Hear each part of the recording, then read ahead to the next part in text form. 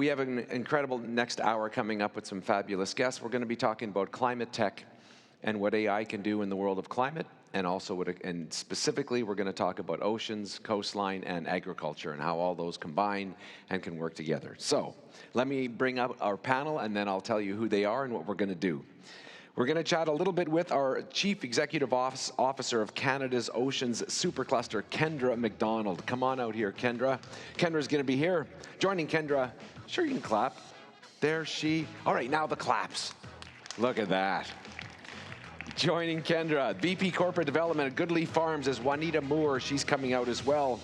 Thanks for coming, Juanita. From Semios, Stuart Shell. From Deveron, Pranay Joshi. From Novarium, Daniel Oliver, or Olivier. We're going to hear from Whale Seeker, Emily Sherry-Tissier, and of course, we're going to get a little research in here from the Vector Institute and Deval Pandya. Let's give them all a big welcome and a round of applause. I tell everybody the best part about being on this stage is going through those light bulbs on the way through. It's great. Thank you all very much for being here. Thanks for joining me for this conversation. We've got an hour to fix everything, so it shouldn't take any time at all. Why don't we, you and I are going to spend a bit of time chatting, Kendra, but before we do, why don't we just go down, we'll start from your end, and we'll just say who you are and the company, just to give people in the room a sense of who we're dealing with. Great. Thanks, Dave. Good afternoon, everyone. My name is Dan Olivier. I'm coming from the maritime shipping and port sector, 20 years experience from this industry. My journey started with a PhD from the University of Hong Kong. Worked for Transport Canada in strategic policy. And then for the last 11 years, I headed the Innovation and Business Intelligence Unit at the Port of Montreal. Where we basically led and implemented real AI solutions in the port and logistics sector, some of which actually funded by Scale AI, I'm happy to say. So we basically leveraged all the AI talent in Montreal. In the last 3 months, I joined Novarium. We're the Blue Economy campus for Quebec. We're located in a city called Rimouski. Most of you have probably never heard or never been there. But if you do ocean research, you definitely know where it is. That's about a 5-hour drive from Montreal. It has over 1,000 researchers working on anything related to oceans, 7 different research institutes. Novarium accelerates both startups and bigger companies. We have different programs to do that and bring companies and startups into the blue economy. And finally, we also are launching international partnerships so that we have an international network to recruit startups, but also allow them to penetrate international markets. Pranay, give us a quick sense of what you're here with. Pranay, my background is in business and engineering. Recently joined Deveron about 2.5 years ago, and really excited to be part of the agriculture industry. And I'm here today just to talk about all the AI stuff we're doing in agriculture. For those who don't know Deveron, just give us a sense. What does Deveron do? Deveron does everything from field services, which is collecting soil and other forms of tissue and other data from the farms. We bring it in. We have a bunch of labs that analyze them, and then we have scientists that look at that data and provide insights both to growers and for large enterprises as well. Stuart, tell us a bit about Semios. Yeah, I'm Stuart Scheel. I lead a data science team at Semios. I've been in the data space for about 25 years. And 3 years ago, I made the leap over to agriculture, and I don't regret it. I love this space. It's very fulfilling, particularly how we're trying to help climate. Which brings me to Semios. Semios is a late-stage startup that focuses on helping farmers and farm advisors make better decisions about the use of pesticides and the use of water on their farms. Speaking of water, this is one of your babies. Juanita, tell us a bit about that Goodleaf and what you're up to. Sure. So I'm Juanita Moore. I'm VP Corporate Development and also have their data strategy under me as well. And Goodleaf grows leafy greens indoors in a vertical farm. So to the water point, we use about 5% the water of traditional agriculture as we grow our greens. And so we have a farm in Guelph, Ontario, and we're opening one in Calgary and also here in Montreal. So. We're going to be talking about some of the research and applications in a bit. So Deval, give us a sense of that and what you'll be talking about in just a moment. Hi, I'm Deval. I head the AI engineering team at Vector Institute. Vector Institute is one of the leading AI labs in the world. The job for me and my team is to take this world-class breakthrough research within and outside of Vector and translate it into real-world applications. I have been working at the intersection of AI and climate and energy transition for over 15 years now. And I also volunteer as a technical director for an open source project called Mojo Global. And they build software for measurement, reporting, and verification of land use change-related carbon emissions, which is used by various countries, including Canada. So. Emily, I know you're going to get everyone in here joining, but tell us what you're going to be pitching in a moment. Thanks. My name is Emily Charretissier. I'm the CEO and co-founder of a company called Whale Seeker. We use AI to detect marine mammals from images. And Kendra, we're here with you. How exciting. Talk a little bit to set it up. Before we get into the AI world, I wasn't aware of this till you talked about it. How important, as the woman who runs the supercluster around oceans, how important are oceans when it comes to climate, regardless of AI? Yeah, so great question. I grew up in Ottawa, and to me, growing up, the ocean was just a place I went to visit my grandmother and got to play in the water.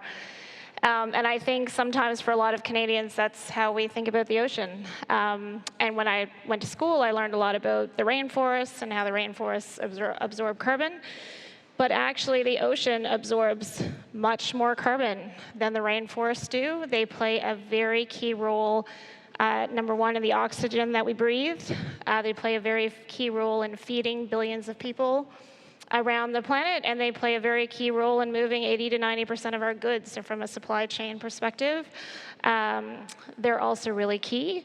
And so the North Atlantic in Canada has the most intense carbon sink in the world. 90% of the heat, the additional heat has been going into the ocean. How would you feel if you were absorbing a whole bunch of additional heat? And so the risk is that the effectiveness of that carbon sink risks decreasing, and then the ocean can become an emitter of carbon versus an absorber of carbon. And so there's a high-level panel on sustainability that is looking at how do we have a productive ocean, protect our ocean, and prosper from our ocean. And what they have found is between now and 2050, the ocean in a 1.5-degree world can contribute up to 35% of our net zero targets by 2050, and in a 2-degree world can contribute up to 47% of the journey toward net zero. So that is between shipping and offshore energy and nature-based solutions and carbon reduction. So very, very important to the climate conversation. And in that, I heard once, and you can tell me if this is accurate, that we know more about the surface of the moon than we do about the ocean. So in your world of trying to get tech and data going in there, is that accurate? Yes, so we are trying to fix that. There's actually a program in place that is trying to get the full ocean surveyed by 2030, but right now we are up to just under 25%. So there's 75% of the ocean that we do not have surveyed and we're missing data on. And keep in mind, the ocean covers 70% of the planet, but there's a whole bunch of the deep sea that no individual country actually owns or is responsible for. Well, the submarine accident that happened earlier today, I realized how little any of us actually knew about anything below. So when it comes to AI and technology, where are we at when it comes to the ocean?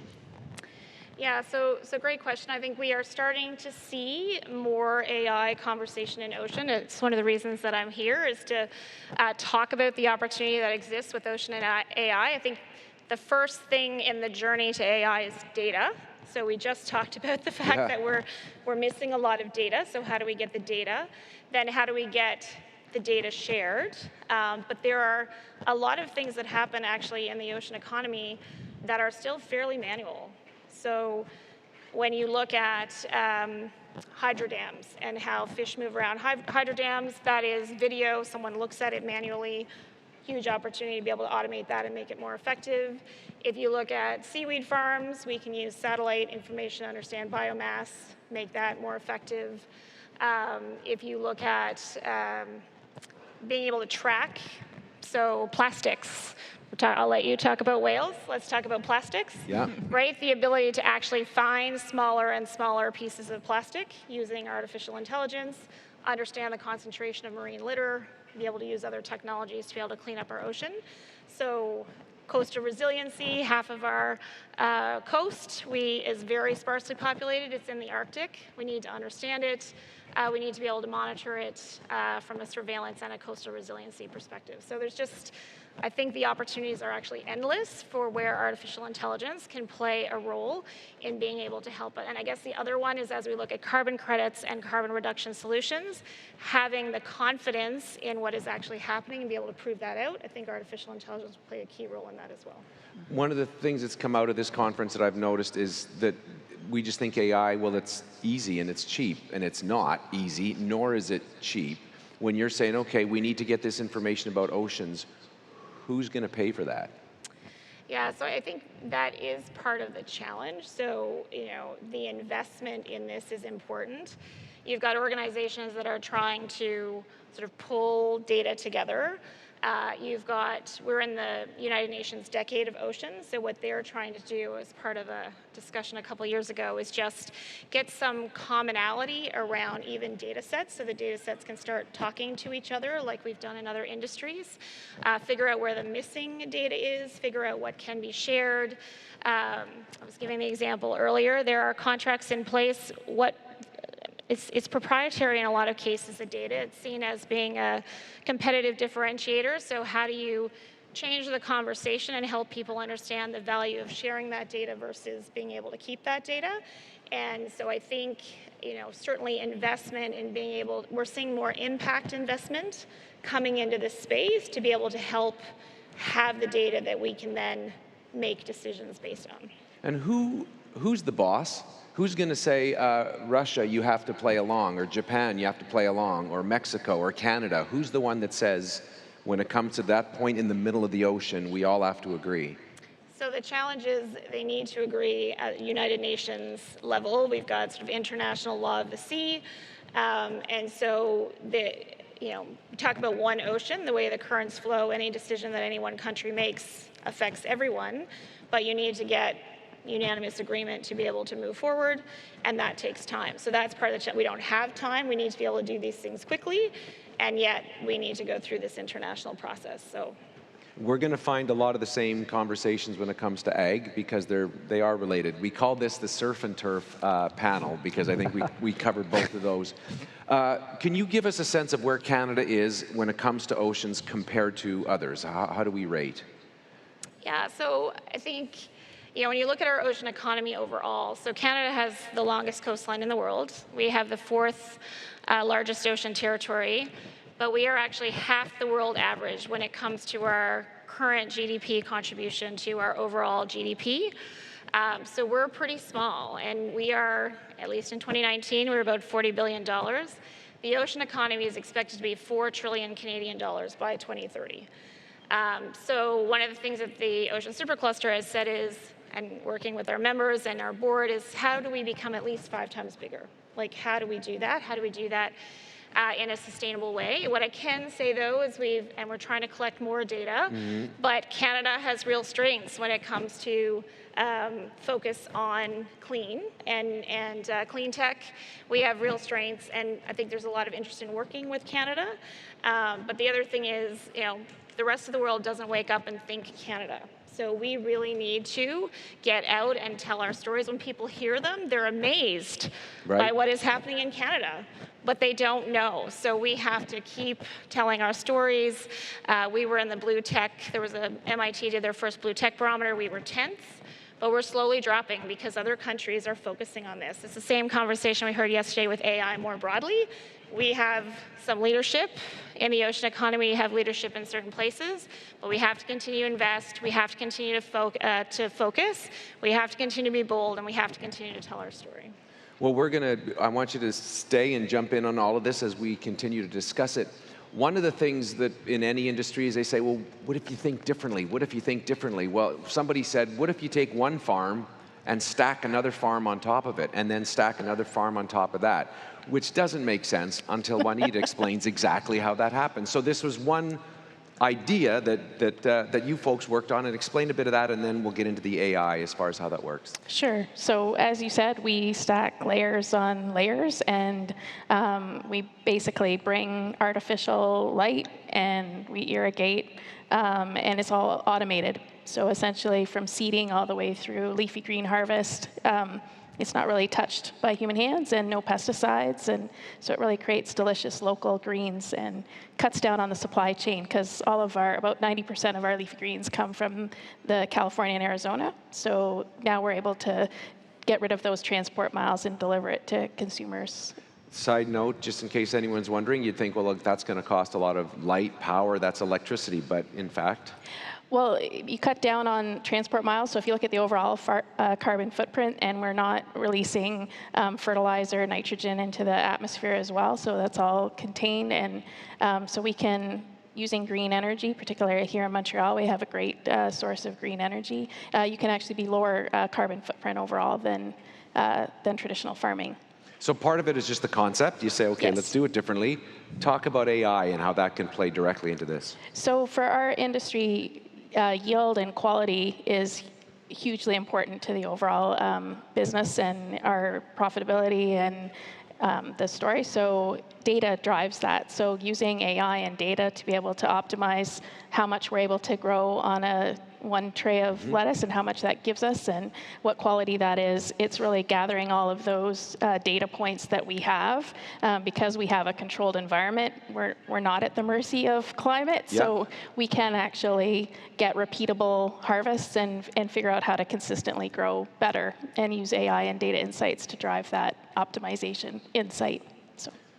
Explain a bit about Semios and, again, how it is that you're using AI and tech. Yeah, so we're in a less controlled environment, and I think than stacking farms on top of each other, and we're kind of the bad cousin that's using lots of water. And but a backdrop to this is if you typical farmer only has about 30 to 50 times to actually, you could say, run their production line in their life to get it right.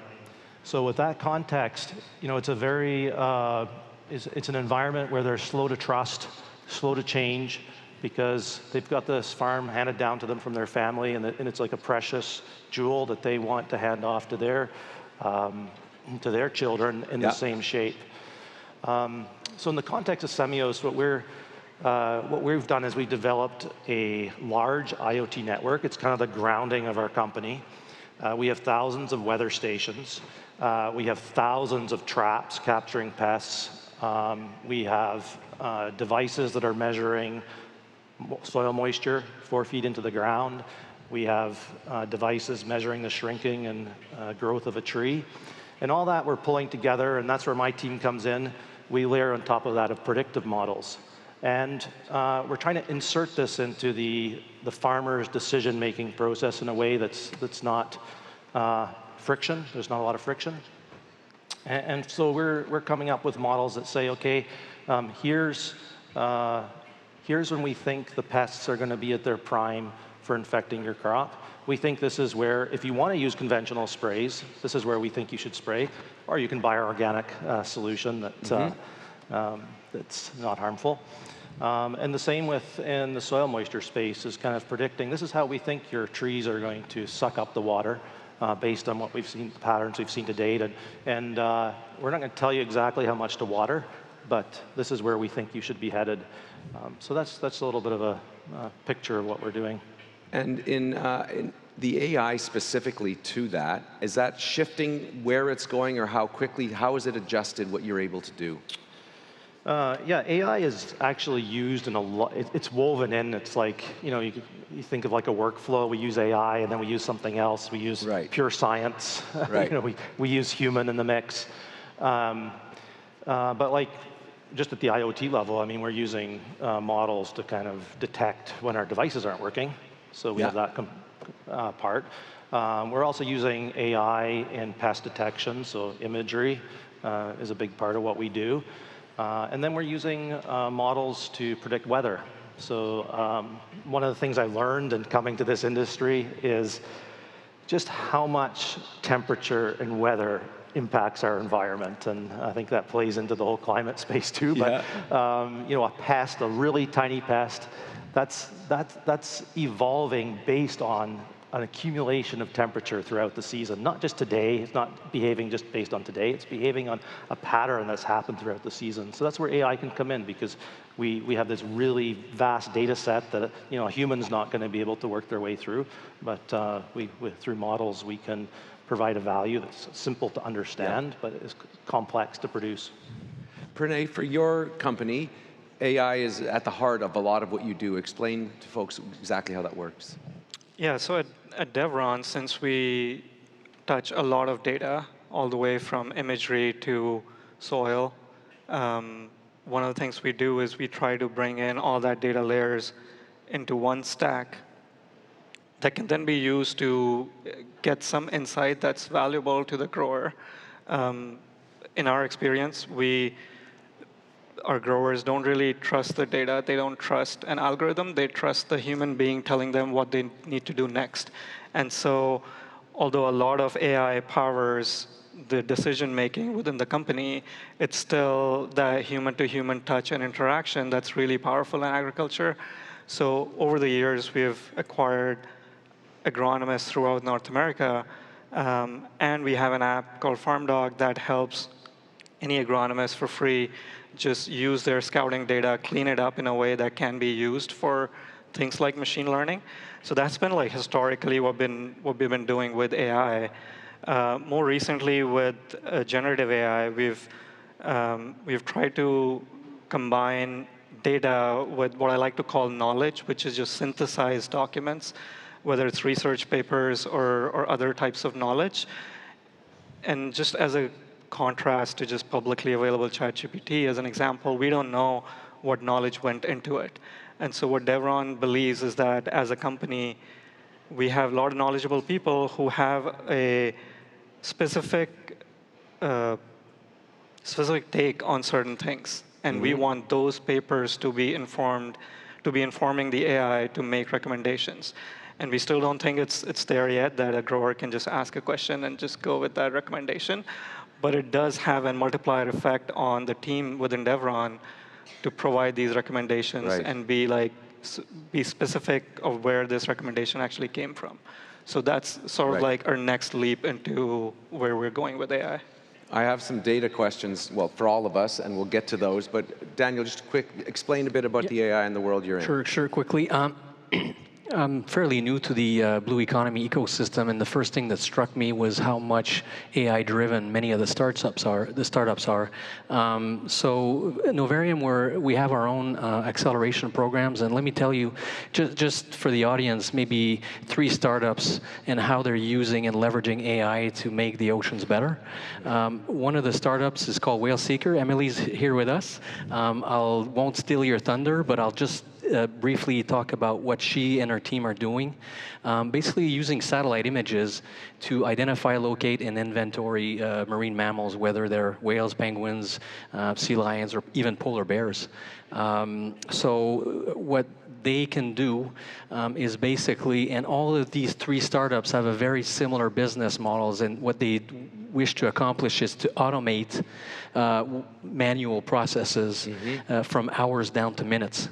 And what Whale Seeker does is basically the algorithm can perform a task that human beings do in 25 hours in less than an hour. And Kendra and Emily, you were saying that there's a lot of manual processes. Yes. So basically, so you can imagine how important this is becoming a decision support tool for commercial navigation or even sustainable fishing. The other startup is based in Waterloo. They're called Blue Lion Labs. They do the same thing, but for plankton and algae blooms. So they can detect in real time algae blooms and invasive plankton. So they're basically replacing microscopes with underwater cameras. So the cameras can actually detect microscopic blooms in the water, so that the water's monitored for safety. Basically, both these startups are bringing biological knowledge and infusing this with AI. And the last startup is very interesting because it's closer to my background. They're called Meilleure AI. They're based in Montreal. These guys are from the freight forwarding background. And believe it or not, in the maritime shipping business, you still see faxes. Yeah, the ports still have fax machines. Yeah, they have them all. Yeah, every time a vessel comes, you'll get 900, 1,000, 1,200 pages of cargo contents. So what these guys do, they'll basically have an algorithm that extracts automatically the information. You don't need those 900 pages, right? You just need strategic information in there. So Meilleure AI will actually go in with the algorithm and extract critical information from documents. So whether it's maritime shipping and ports, whether it's biotech, aquaculture, sustainable fishing, marine mammals, yeah, AI basically can save money, can save time, but also can make the oceans better. So let's talk data, because I feel like in all of these businesses, data is your that's what you own. That's what you can make your money from, is your data. So I can come to you all and say, but it's the climate, everyone. We care about the climate. We love our planet, so let's all put our data right here on the floor. How do you balance what you own and what's proprietary with, I want to make the world a better place feel? Anybody want to jump in? I can start continue. with you, and then we'll go. I've got the microphone already. Yeah. Let me put my shipping and maritime hat. Data sharing is a challenge in this industry. It's been endemic for years. It's an industry that's highly vertically integrated and increasingly consolidated, where companies are getting bigger and bigger, and they own a lot of the assets.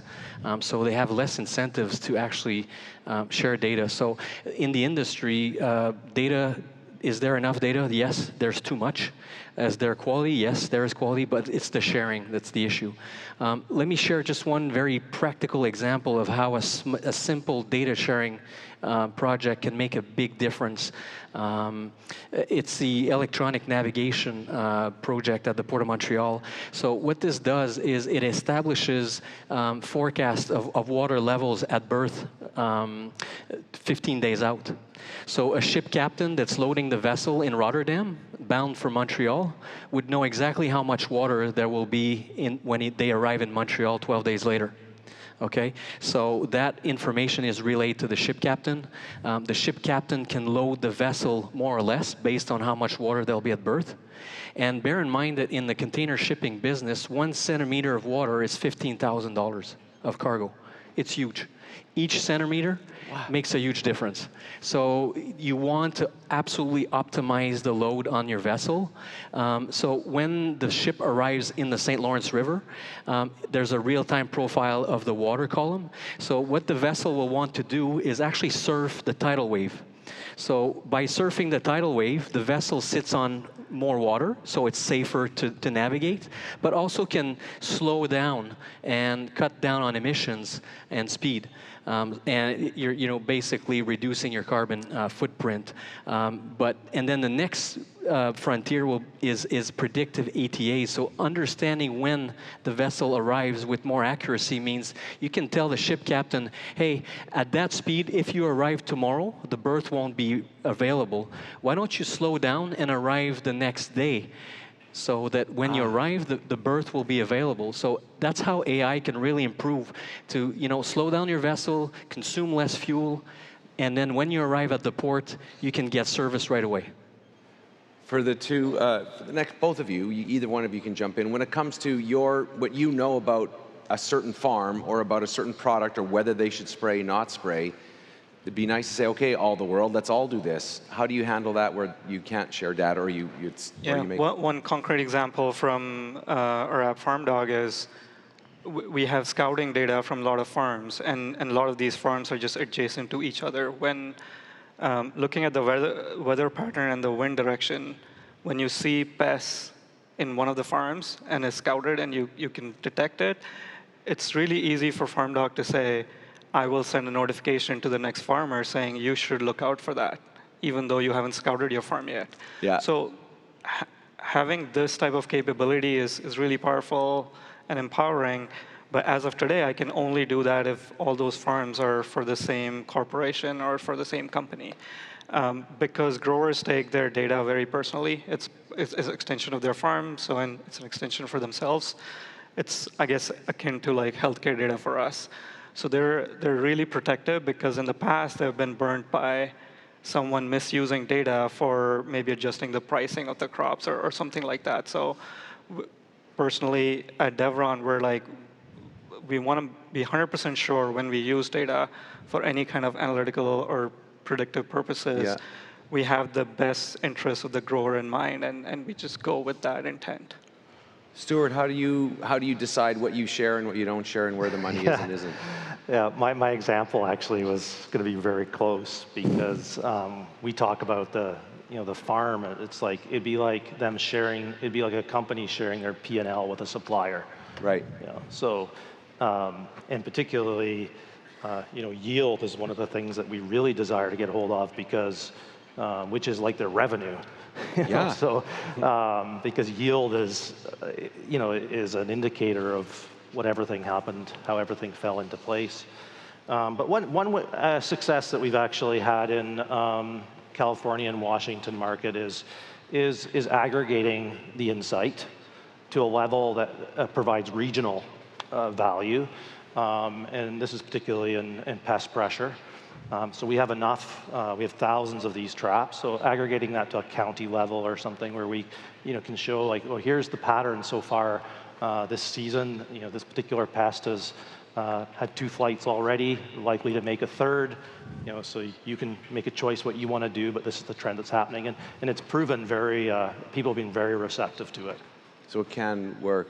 Juanita, I realize you're working in a sort of a different setup, but talk about data and sharing. Well, I was going to say we actually have the different perspective. So working with solution providers and AI people that want to come in and offer us solutions, we've run into the issue where they want to actually put us on their proprietary system exactly because they want to own all of our data to be able to maximize the value that they can provide. But in our instance, it doesn't make sense for us to house all of our data because we need it for other purposes too and replicate it in multiple systems. So we've been trying to work with companies that have been more open to developing a platform for us and then just being point providers and allowing us to be the integrator.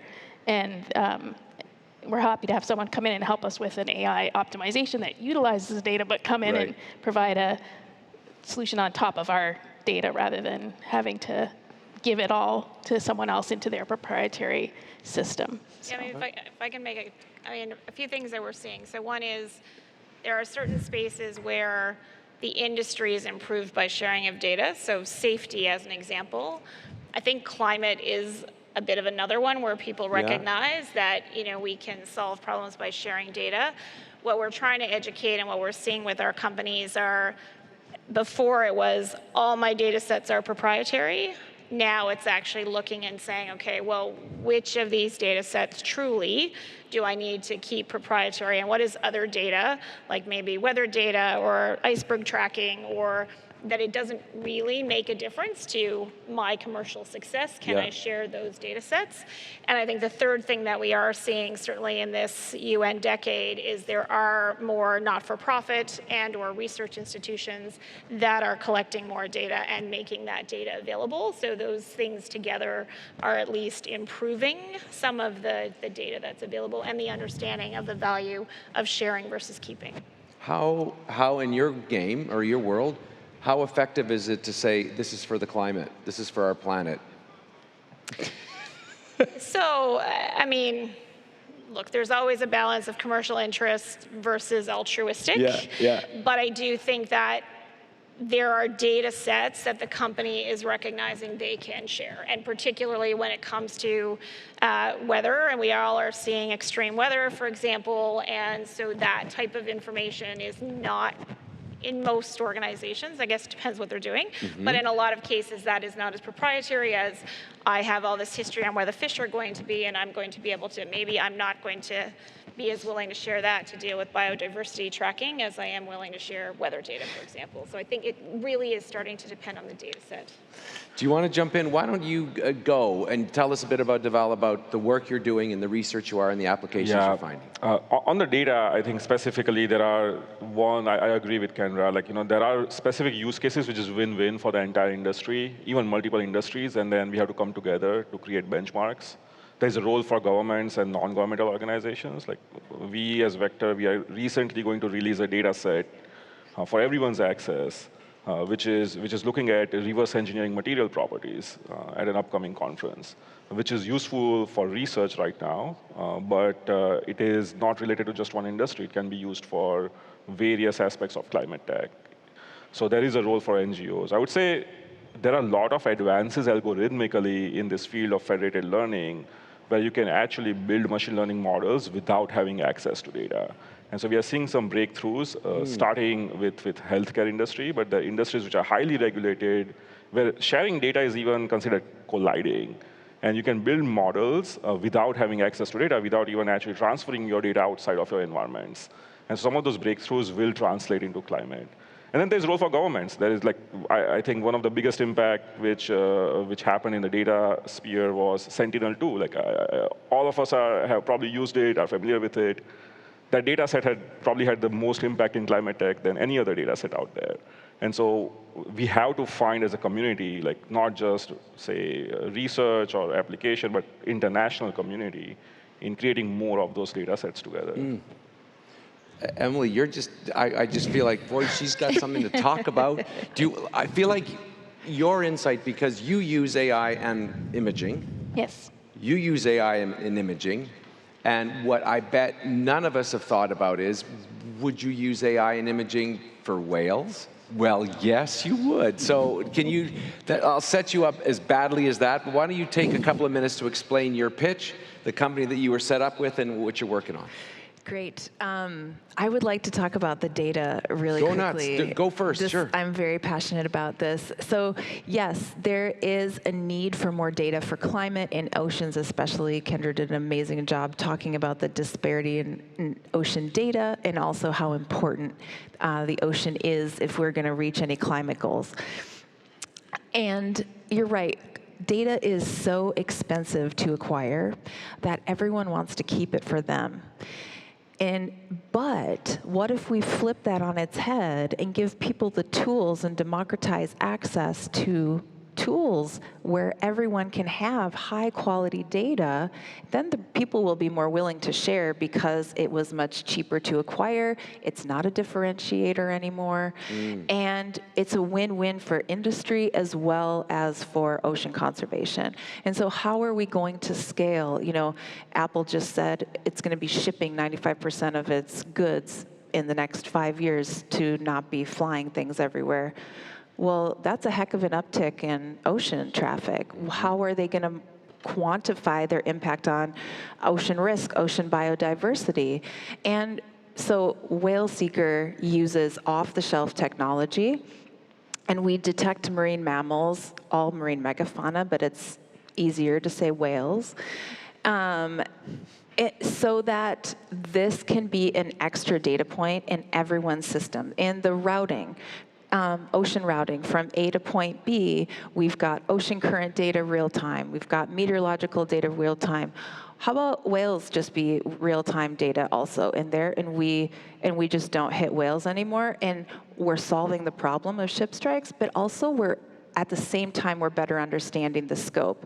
And it's this chicken and egg problem of we have to understand a problem entirely before we start to solve it. We can start to solve it as we better understand it. That's how science works. Yeah, I guess I would. Well, then, and I'm curious, when it comes to whales, and I get that you say it's whale, but all of us, our heart fills a bit, and we think, oh my gosh, they're such beautiful animals. But what about algae bloom? That's not as easy to sell, is it? No. Yeah, but it's the same. It's the same. You're studying the same things, but you have to somehow get a bunch of people to say, "I'm on board. I want to count the algae." Yeah, totally. I mean, if you're managing a public swimming pool or you got aquaculture, you're definitely very sensitive, and you want to catch that invasive species as soon as possible. They're not as sexy, but they're very destructive. Yeah, whales might pull at everybody's heart, but if you are running an aquaculture farm and you've had a huge high mortality rate because of an algae bloom, you're going to care about a tool that helps with algae blooms. I think, the key is for companies, the value add is helping companies interpret data, because there will be so much more data that is collected. How are you, from real estate perspective, deciding where to put your house for their construction, where are you going to put your house, or a municipality, where are you going to reinforce based on storm patterns and weather predictions? And so that's, I think, hopefully where we'll see it's going to be less about the proprietary data and more about those that are able to help interpret the story or tell the story from the data. I think that's where we'll see a lot of value add with companies. If there's people in the room, and anyone jump in, if there's people in the room who are like, I could do this or this, what are the opportunities that you see, whether ag, climate, or oceans, that you go, these are holes, for lack of a better term, where there'd be plenty of opportunity for people to jump in? Yeah, I mean, I would say in ocean right now, the opportunities are endless. I talked about a few of the problems, but if you look across, if it's measurement, if it is tracking, if it is finding, if it is automating, like there are just so many places. If it's surveying, we've got lots of companies that are trying to create autonomous, smaller vessels to reduce that cost of being able to collect data. Sensor companies that are trying to figure out how to be able to get more sensors in the ocean so we can collect more data. Communications networks to be able to actually get real-time communication on that data. There is just lots of, and then there's the artificial intelligence piece of that, but there is so much in this space to be solved, and I think there's increasing interest, but there's certainly lots more room to get involved. Emily, I didn't want to give you miss your opportunity to just go all in on the company, so why don't you take a couple of seconds, just talk specifically about what you guys do? Sure. I would say too that what Kendra was saying, I agree with being able to. Well, heck, I'll just get into my talk here. I'll get into it. Yeah. So, Whale Seeker, we use ethical AI to detect marine mammals and to deliver better, simpler, and faster whale detection data when it matters most. When it matters most is subjective to whatever your use case is, and Canada is a leader in AI. Our company is really proud to have been singled out as one of the top 10 AI projects in the world by UNESCO as the promising solutions to attain the Sustainable Development Goals. And we're also the first certified B Corporation using AI in service of wildlife. So we've been thinking about diversity and inclusion and ethical AI since we started. So it is serendipitous that we are at this point at this conference where we're talking about the safety mechanisms. AI is only as ethical as the companies that create it and are using it, and the companies are only as ethical as the people. And so there needs to be a more holistic view on AI, is my point of view. So the ocean, there's no climate change betterment without the ocean. It's a major source of oxygen. Half of the oxygen that we breathe is thanks to the ocean, whether you're in Alberta or in Halifax. It's a huge carbon sink. We've been over this. It's a significant source of renewable energy. It's over 2/3 of our planet's surface, so we can't ignore it.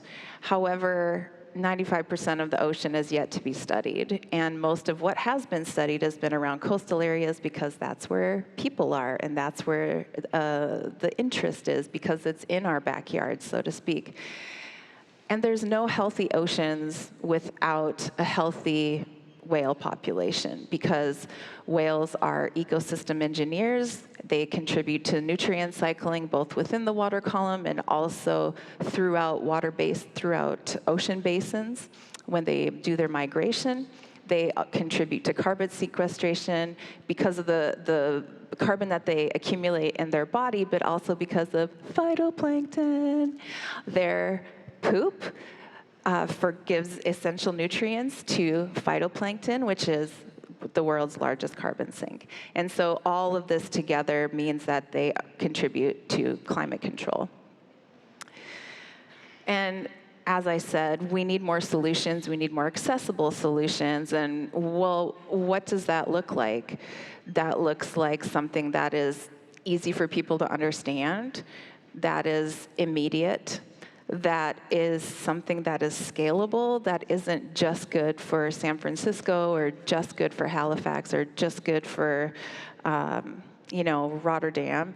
And we need to make sure, too, that all of these data are standardized. So there needs to be some type of standardization so that when we are monitoring an area, we can say, there's a change in population from this to this, and we know that it's the population that's changing. It's not observer bias, where one year there was an expert who was quite conservative on what does a whale look like, and as we can see in these pictures, anyone can detect when there's this beautiful silhouette, and the bottom left is a beluga with a baby beluga.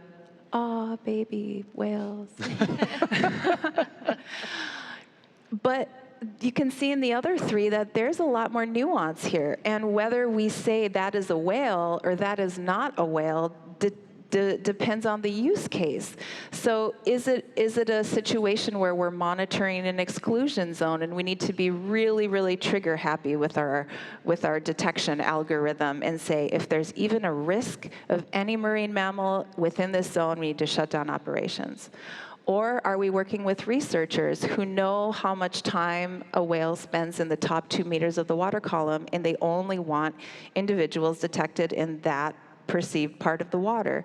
So this tool needs to be standardized, but for the solution of each individual use case. And AI is the only way that can scale with that type of catering and sort of giving a bespoke solution over time. And when we started Whale Seeker in 2018, people really thought we were crazy because they didn't see the need for this. They thought we were a bumper sticker, save the whales.